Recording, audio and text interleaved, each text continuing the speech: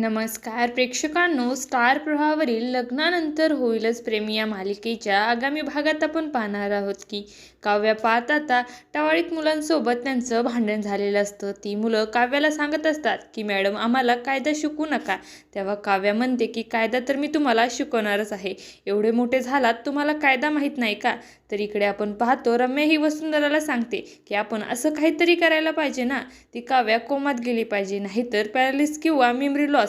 तेव्हा वसुंधरा म्हणते की आपण असं काहीतरी करू की ती काव्या कायमची पार्थला विसरून जाईल आणि मग पार्थला मिळवण्याचा तुझा मार्ग मोकळा.